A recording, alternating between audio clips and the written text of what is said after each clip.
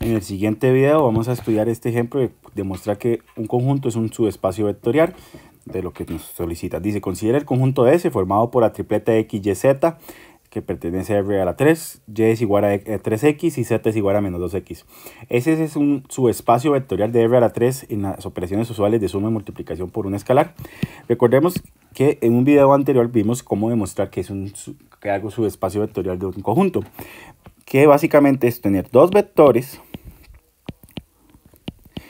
del campo, dos vectores del conjunto, vamos a llamarle aquí W, un escalar, pero ahora vamos a darnos dos escalares, ya van a ver por qué. Se podía resumir en dos propiedades: que la suma de esos dos vectores perteneciera al conjunto y que un vector por un escalar perteneciera a ese conjunto también. Pero vamos a abreviarlo en una sola prueba. Vamos a hacer que todo esto se concentre en lo siguiente.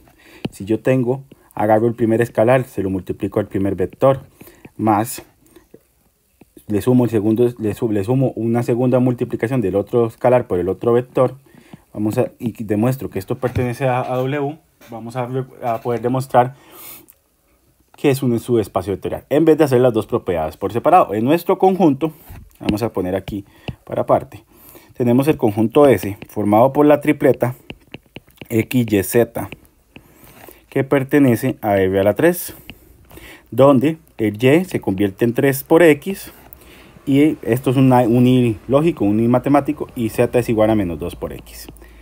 Nos preguntan o nos solicitan que demuestre que eso es un subespacio vectorial de R a la 3 con la suma y multiplicación por un escalar habitual. Entonces vamos a ver, lo que se hace aquí es, nos vamos a dar dos vectores de la misma forma, que sean X, Y, Z. Entonces vamos a ver un X1, un Y1 y un Z1. Y nos vamos a dar X2, Y2, Z2, que pertenecen al conjunto S, que son vectores de S. Vectores de S. Nos vamos a dar dos escalares cualesquiera, alfa y beta, que pertenecen claramente a los números reales. Y lo que vamos a hacer es lo siguiente.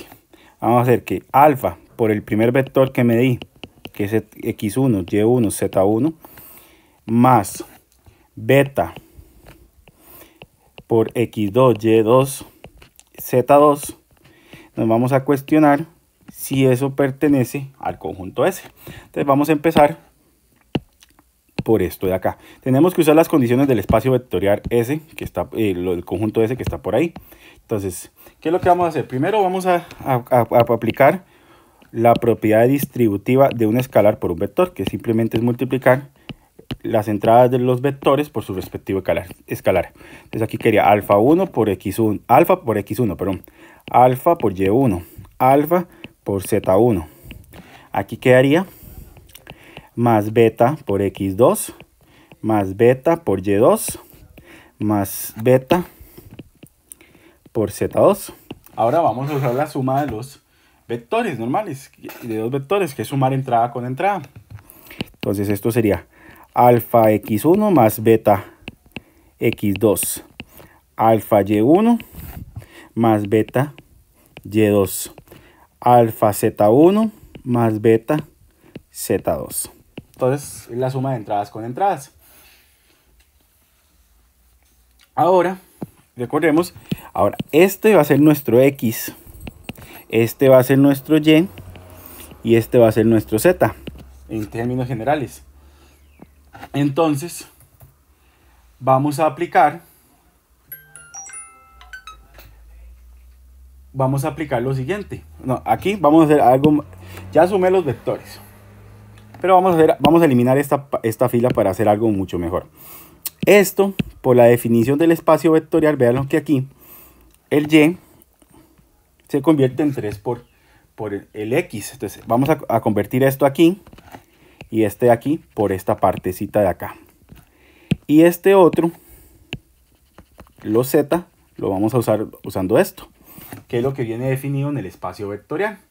Entonces, dice aquí, disculpen ahí que disminuya, esto es mejor, mucho mejor de lo que íbamos a hacer. Entonces, esto quería haber escrito alfa por x1 que queda igual. En el caso de ahí, vea lo que dice, que la y se escribe como 3 por x. Entonces, el 13 entonces en este caso mi y es esto. Entonces mi y es esto. Entonces lo vamos a convertir en lo siguiente. Mi y se va a convertir en 3 por ese vector, por ese escalar alfa por x1, porque dice que el y se convierte en 3 por x y mi x era alfa x1. Y en el caso de la z se convierte en menos 2 por el x, que vuelve a ser 2 por alfa x1. Insisto, porque así está definido el conjunto S.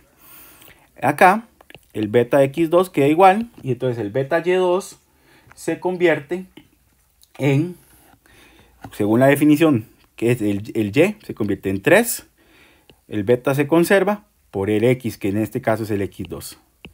Y el z se convierte en menos 2 por el x, que es menos 2, beta x2. Entonces ahí quedaría esa conversión a partir de eso. Pero todavía no hemos terminado. Ahora sí, ya podemos hacer la suma de los vectores. Entonces, entrada con entrada. Esta entrada con esta entrada.